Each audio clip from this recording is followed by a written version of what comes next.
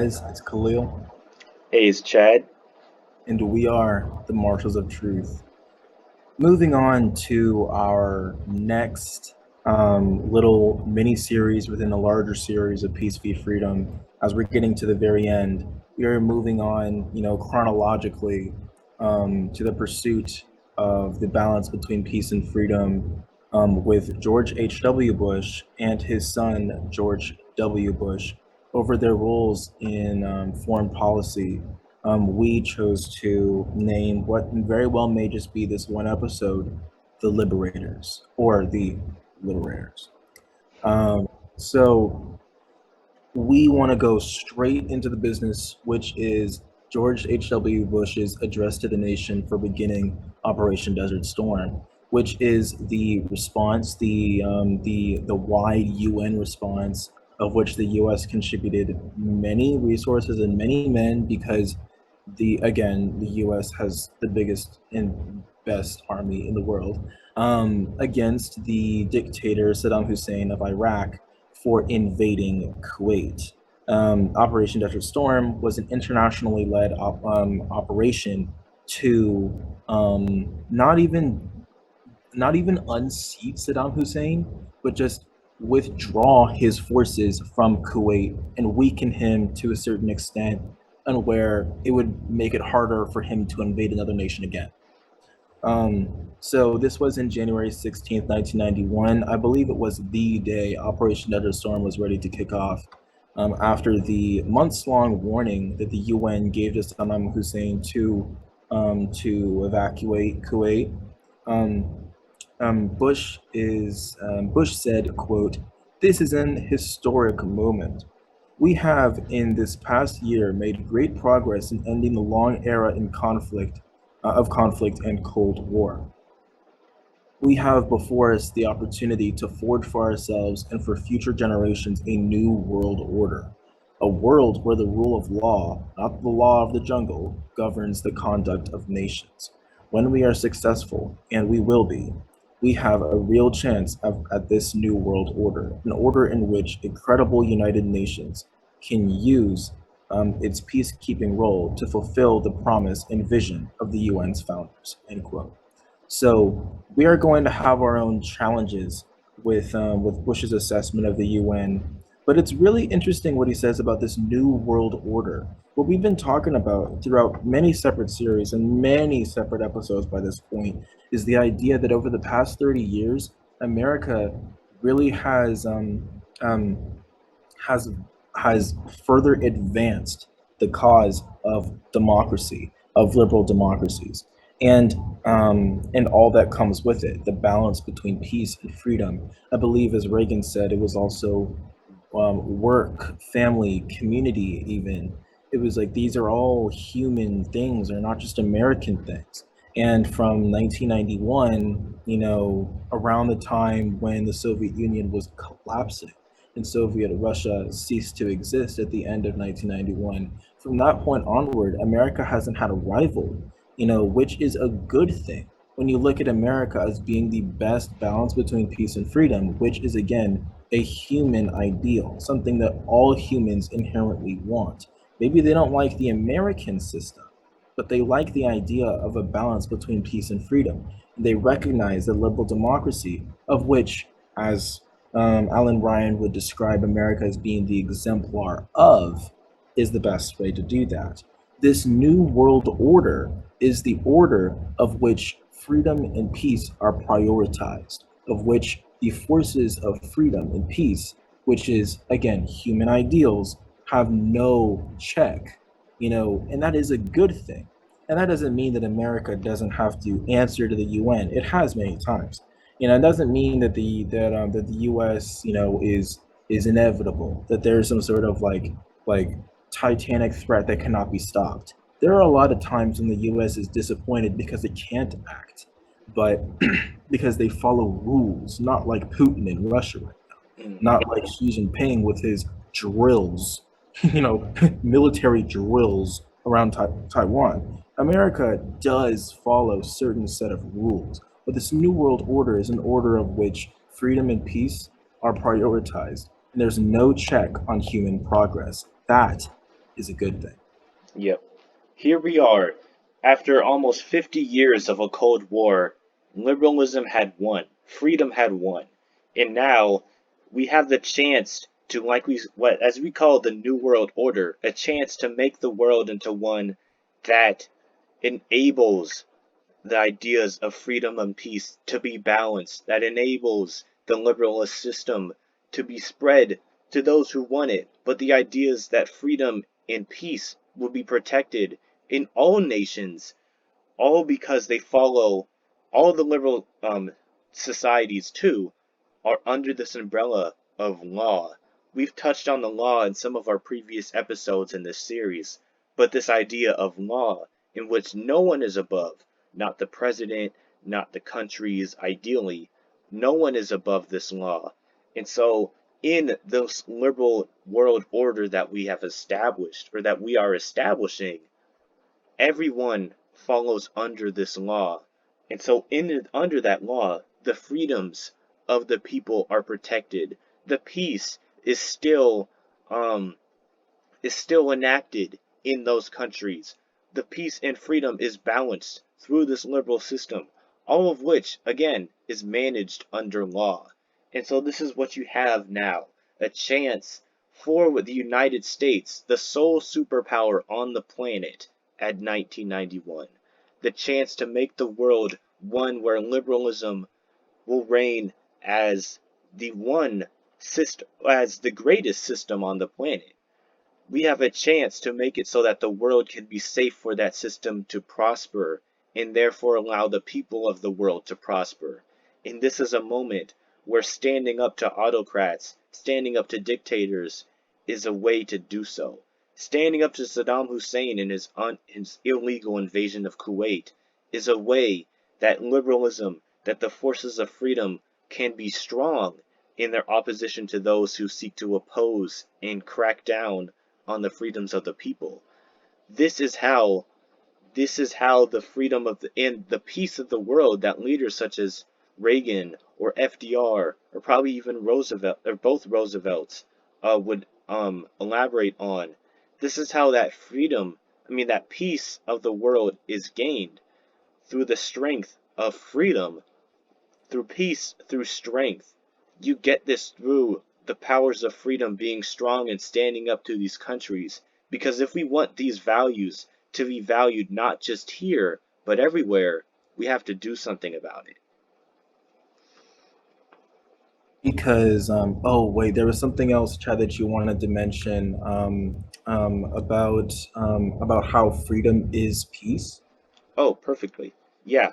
So going on with this speech that George H.W. Bush would make, he referenced different people who were fighting the war. And so he said, quote, listen to Hollywood Huddleston, Marine Lance Corporal. He says, quote, let's free these people so we can go home and be free again, end quote. I find this is a really, really interesting quote because it emphasizes, one, not just the strength, the internal strength again of liberal systems, but the idea that through giving peace throughout the world, through giving freedom throughout the world, is this the peace? Do you get, is freedom peace?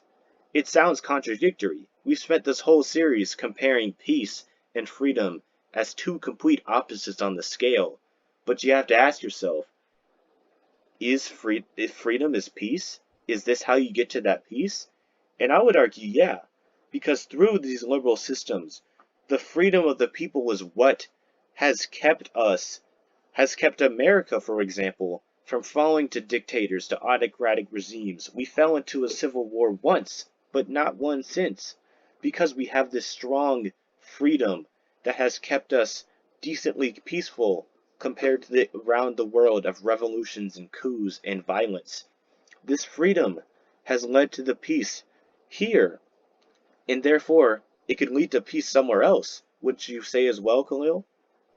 I would, because I don't know, the Pax Americana, as many would call it, post 1989 or post 1991, it's the perfect chance to bring freedom to the world, which will bring peace. a democratic nation is not going to invade another democratic nation. It's just that simple. They just won't. So if you want world peace, bring freedom, of which liberal democracy brings the best balance between peace and freedom. So if you can have every nation be some variation, it could be wildly different. But if it's a under the umbrella of a liberal democracy, of which it has balances to the government power, always keep the government at an arm's length, but also give it enough power to be able to suppress damaging and destructive existential threats to the peace. Um, then you have that balance. And again, different cultures may have different ways of adopting it because we are not all the same in the world, but we all love the idea of freedom being balanced with peace. And this Marine Lance Corporal, saying that we can go home and be free again. We can go home and live under peace again. Because if every nation can be brought to accept the ideas of democracy and the liberal democracy, then you won't need to invade another nation. America, I don't even remember the last time that America has invaded a liberal democracy, has invaded a democracy, not a socialist country that's probably going to go down into deep shit. Not a totalitarian country like Nazi Germany or Japan. No, I'm talking about another democracy. When was the last time that happened? Against the will of the people. Like when America, Normandy, D-Day, they did invade France. Which was a liberal democracy, but it was occupied by Nazis. So like a democracy won't invade another democracy.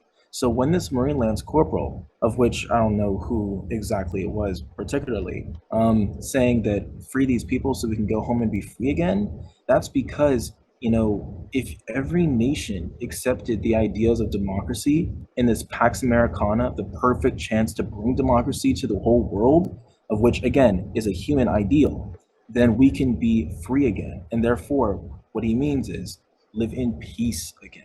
Because don't let the January 6th traders or the far left CCP loving traders fool you. And yes, I will use those terms because they hate the idea of America as it is. And I'm not just talking about reforming America, I'm talking about revolting into a new style of American government. When people are charging up by the thousands, to kill certain members of the American government, it's not personally, it's not down to just a single individual anymore. It's not kill Mike Pence, it's kill American democracy. And when you're talking about CCP loving people, they're missing the idea that liberal democracy already balances all the things that they want. Maybe they don't like America as it is right now, but at least they can change it. They can't change it under the CCP, and then both of them are traitors. So moving on. In case there was anything, Chad, that you wanted to mention before we move on to other quotes from H.W. Bush's son after Iraq. Yeah, there was another one last that kind of just re-emphasized the port that I think could just end out with this speech with a quote. Listen to one of our great officers out there, Marine Lieutenant General Walter Boomer. He said, quote, there are things worth fighting for. A world in which brutality and lawlessness are allowed to go unchecked isn't the kind of world we're wanting to live in, end quote. Again, a world in which the autocrats, the authoritarians, can continue to oppress the freedom of the people, can do so unchecked by the law, unchecked by the system of governments such as the United Nations, or just the will of liberal democracies in general. If that is allowed to continue, that's not a world that we would like to see. That's a world we want to change. And so we'll continue on that point with George Bush Jr., his speech on invading Iraq again in 2002.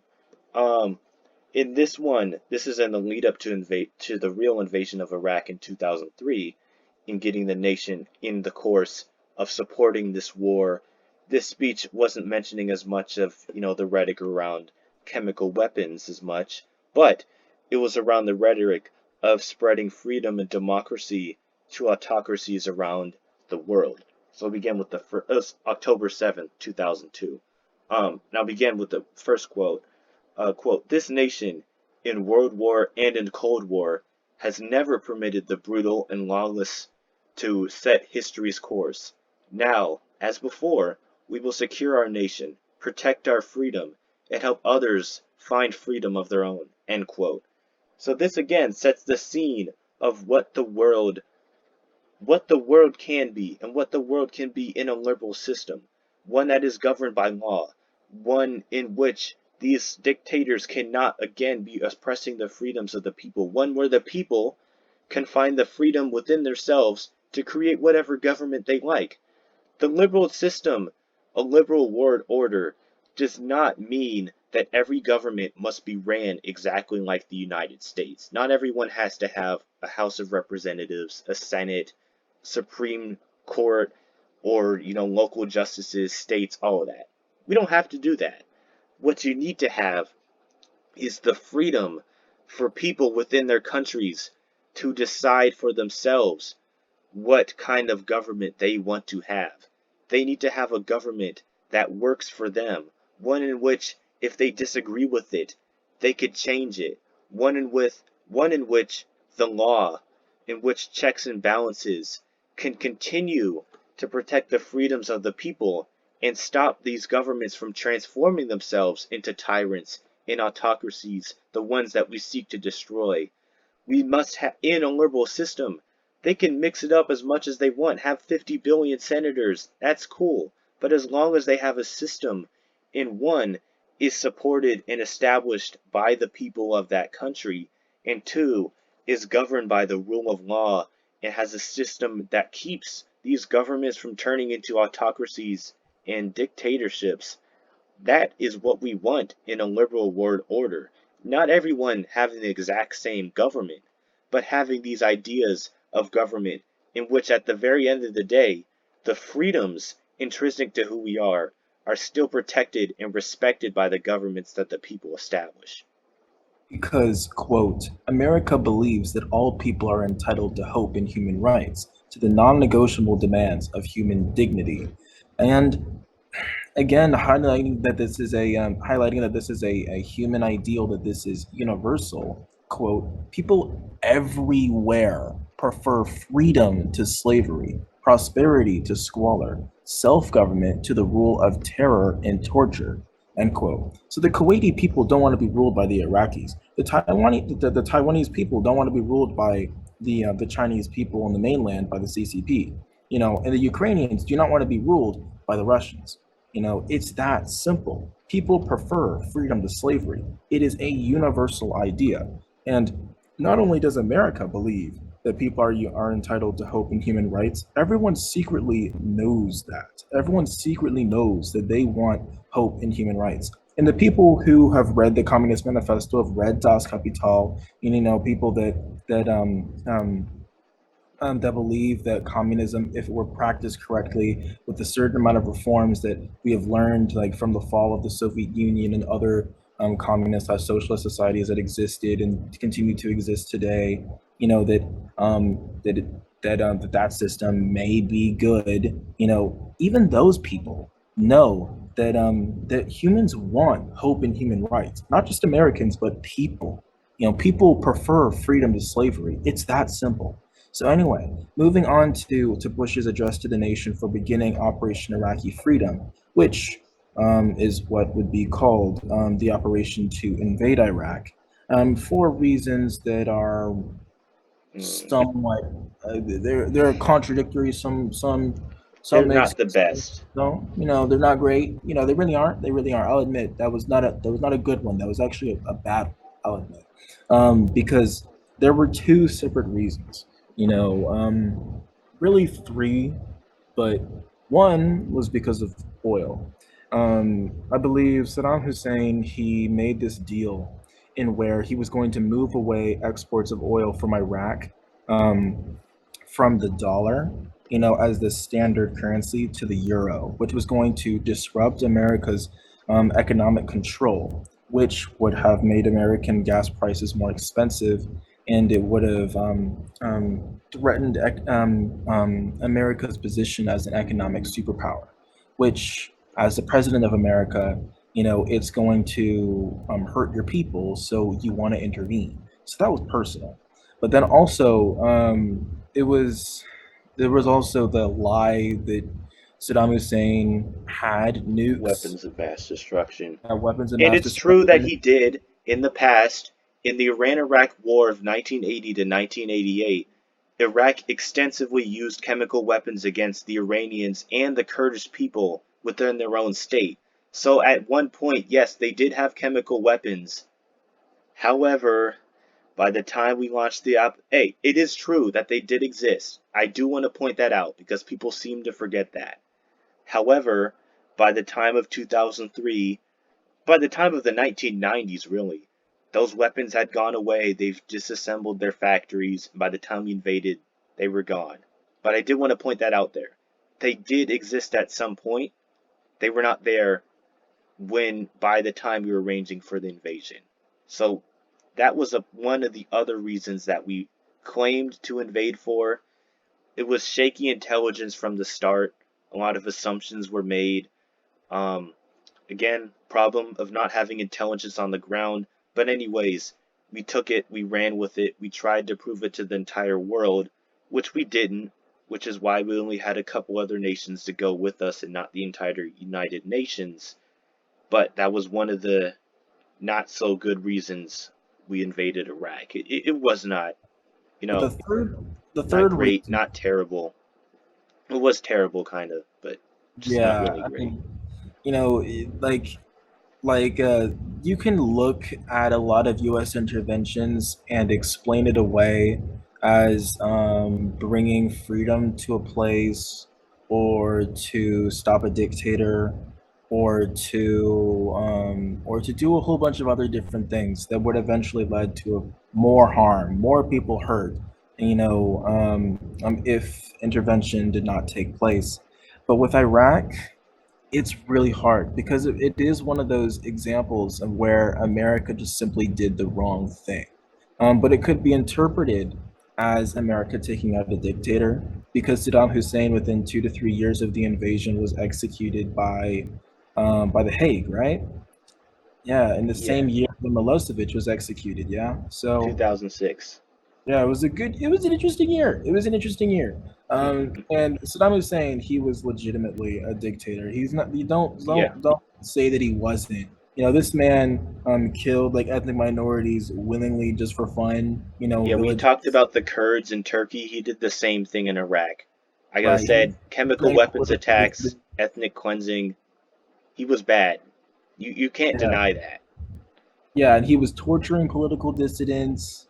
Even children are related, or people related to political dissidents. Which could simply be saying like, I don't like what this guy is doing to my country. Like, he'll send agents after you if you go to another country. It was very interesting. And there's, to be honest, like, I only know so much about Saddam Hussein, both like excluding his wars, but he just was not the greatest guy in the world. Yeah, But interestingly enough, whether it be because of the conduct of the Iraq War and the initial invasion, or the occupation and not just leaving. Um, but it was over time, in America's occupation of Iraq, that that the people, they bought into Saddam Hussein's propaganda, that he was the defender of Islam that is going to check the imperialist powers from taking over his country and taking over the yeah, world. And so, like, there were a lot of people that saw America as being the perfect exemplar of that, of being the yeah, imperialist power that just wants to take over countries just for fun. And the fact that America stayed and didn't leave immediately, whether it be, publicly, for the reasoning that American representatives put out, for saying to rebuild Iraq after 30, 40 years of dictatorship by Hussein, to democratize the country, to bring stability to it, and economic strength. The people, they saw that as imperialist control, that they should have just left and let the people build. and maybe ISIS, for example, would not have formed, exploiting on those feelings of majority or a good amount of the Iraqi people that saw a little bit of truth, and to back over to the kernel of truth from Neutrality Part 3 of Truth series, that a little bit of truth in Hussein's argument that America just wanted to take over places. Except America, although it does want to take over places, it's through the lens of bringing that balance between peace and freedom that all people want. So anyway, Yeah, it's it's complicated when talking it's about Iraq. complicated. Like you could look the way. So again, we'll continue be presenting the speeches of George W. Bush through his lens of the invasion being for the spreading of freedom, the freeing of the Iraqi people, the spreading of liberal values, this, that, and the other, which again was somewhat accomplished through Operation Iraqi Freedom. It did sort of fall apart. America's execution of it was very lackluster, and the stability, which can be argued that Saddam Hussein brought to Iraq within those 30 whatever years, was shattered by the United States. It had to rebuild, and Iraq now is it is a better nation with a self-supported government, which has issues, but it is better off. Um, so we're gonna be wow, you can look at the invasion of Iraq through the lens of spreading freedom and democracy and just disposing of a dictator. It's one way to look at it. However, I think we could still agree that most, if not all, the reasons for invading Iraq were pretty kind of shady. It could have was not the best intervention that America has had, and of course led to various bad consequences throughout the Middle East and going forward. However, like we Yeah, said, we'll be presenting it in the point of view of the spreading of freedom and democracy, which is a point of view which has some truth to it, hint kernel freedom. But yeah, so we'll continue on with some of his speeches in that lens. So yeah, quote from his speech announcing the war March 17, 2003, quote, "Our nation enters this conflict reluctantly, yet our purpose is sheer," end quote. So again, this kind of shows, at least through words, that America, for once, or throughout history, is reluctant to join wars. We are not always a war hungry people. And in this case, again, it's not always the best because it was a little kind of started on our end. However, it does point back to, at least throughout our history, as we mentioned in previous episodes, um, through America's isolationist tendencies in World War One and World War Two, and how it took a great deal. It basically took us getting hit at home for us to join in the fight. That historically we had been reluctant to join in these fights because we were more concerned about the freedoms and the issues we had back home as opposed to spreading it outwards. In this case, while he says it was a little reluctantly to do so, it was a little more eager in reality to spread these ideas of freedom and democracy, um, which I describe in the next quote, which he kind of lays out. Quote, "My fellow citizens, the dangers to our country and the world will be overcome. We will pass through this time of peril and carry out the work of peace. We will defend our freedom. We will bring freedom to others, and we will prevail." End quote. And so this was through one lens, the mission of the United States in invading Iraq is the spreading of freedom. It will quote, "We will quote bring freedom to others," end quote. We will help others realize the personal freedoms that they have intrinsic to them and help them gain that self-reliance, that self-determination that a free people should have in a liberal system to decide a government for themselves and not be ruled under a dictator. This is what again, through this lens, what America's goal for the Iraq War was, is to spread this freedom and democracy to the Iraqi people. and moving on to George W. Bush's speech in 2003, not too far separated from the initial invasion of Iraq, he is making clear his push for the freedom agenda. And in this speech, I don't know exactly which month of the year it was. I just know that it was later on in 2003. He made a speech making clear his foreign policy for his first term, which 2 years, 3 years into his first term should have already been made clear. But post 9/11, Bush's foreign policy was made clear in this speech that it was going to be about freedom, that his agenda would be freedom on the global stage. To begin, quote, the sacrifices of Americans have not always been recognized or appreciated, yet they have been worthwhile because we and our allies were steadfast. Germany and Japan are democratic nations that no longer threaten the world. A global nuclear standoff with the Soviet Union ended peacefully, as did the Soviet Union. The nations of Europe are moving towards unity, not dividing into armed camps and descending into genocide. Every nation has learned, or should have learned, an important lesson. Freedom is worth fighting for, dying for, standing for. And the advance of freedom leads to peace. End quote. So again, those examples of Germany and Japan, with their history of of, of living through like kings and emperors, it didn't seem like they were ready for democracy. But as Wilson said in 1917, we need to make the world safe for democracy. And by 2003, that had already been achieved. The to say that the sacrifices of Americans, whether it be on the battlefield or in politics, they have been worthwhile. Look at the enemy, the nations that used to be our enemies. They are no longer our enemies because they have been changed into nations that threaten the world while not accepting democracy, to nations that are strong. That their people are happy. Under the system that they have, which is liberal democracy. So, and then again, with the fall of the Soviet Union, which was a total victory for the West, a total victory for the cause of liberal democracy, because not only did it disband, it disbanded peacefully. They didn't need some sort of revolution against the Soviet Union that caused hundreds of thousands or millions of deaths. It was peaceful. It was a peaceful dissolution. And talking about the nations of Europe moving towards unity and not towards armed camps descending into genocide, he's talking.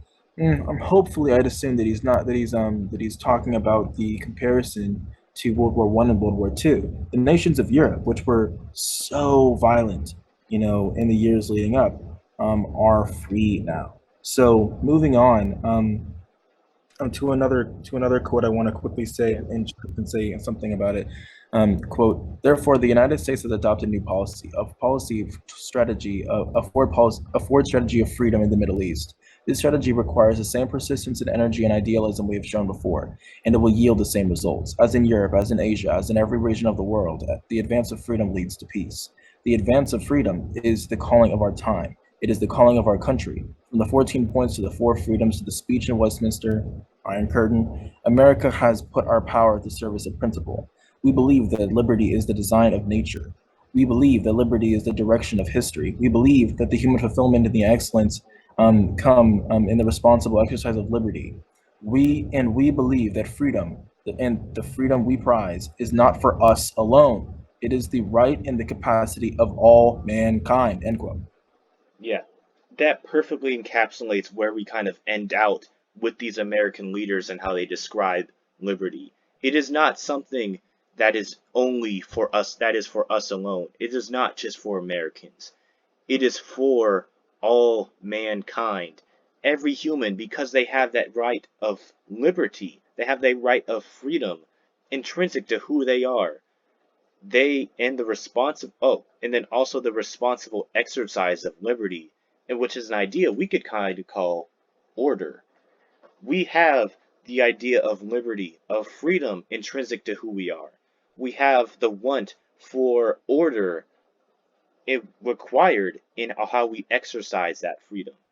And therefore, we as Americans believe that this is the direction of history for all of mankind. This realization of the balance of the two, of this liberty of this responsible liberty that we must exercise. This is the future of mankind. This liberty, this freedom, this liberalism is how we must move forward. Right. And so we have very little time. We have about, I don't know, 45, 50 seconds left. But I just quickly want to just look at liberty is the design of nature. Liberty is the direction of history. He said this. I just said the quote, but, liberty, it is the design of nature. Humans want this. All humans want this. Liberty is the direction of history. The history of society, as we've looked through this series, has led towards liberty, has led towards freedom as it balances with peace. The fulfillment and excellence come with a reasonable exercise of liberty, which means that there needs to be checks on power. There needs to be a balance. The freedom we prize is not for us alone. It is a human ideal. Ignore all pacifist sentiment. Sometimes it is necessary for free societies to intervene, because we cannot let the lack of freedom bring down the society of humankind. So anyway, Exactly. um,